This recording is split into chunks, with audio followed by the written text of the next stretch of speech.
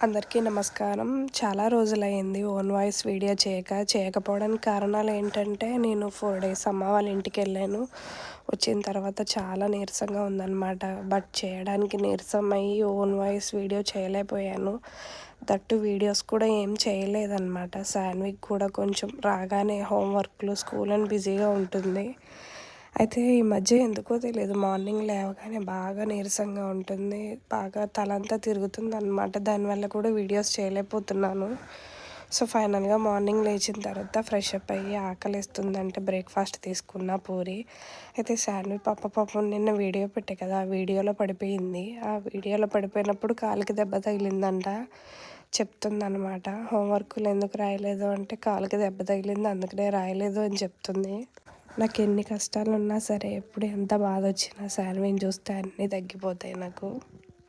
ఈ మధ్య నా లైఫ్‌లో ఎన్నో కొత్త మలుపులు తిరుగుతున్నాయి. అసలు ఎలా చెప్పాలో కూడా నాకు అర్థం కావట్లేదు. అందుకనే దేవుడినైతే ప్రార్థిస్తున్నా, ఎందుకిలా చేస్తున్నావు తండ్రి అని. బట్ ఏం జరిగిందో నెక్స్ట్ వీడియోలో చెప్తా. ముందుగా అందరికీ శుభ బుధవారం. గణపతి ఆశీస్సులు అందరికీ ఉండాలని మనస్ఫూర్తిగా కోరుకుంటున్నా. మనకి ఎంత కష్టం వచ్చినా సరే ఫస్ట్ మనం తలుచుకునేది దేవుడినే కదా! బట్ నేను కూడా అంతే. నాకు ఏ కష్టం వచ్చినా ఫస్ట్ ఆయనతోటే చెప్పుకుంటా. నా దైవం గణపతి కాబట్టి. Thank you for watching. Please subscribe my channel. Support me.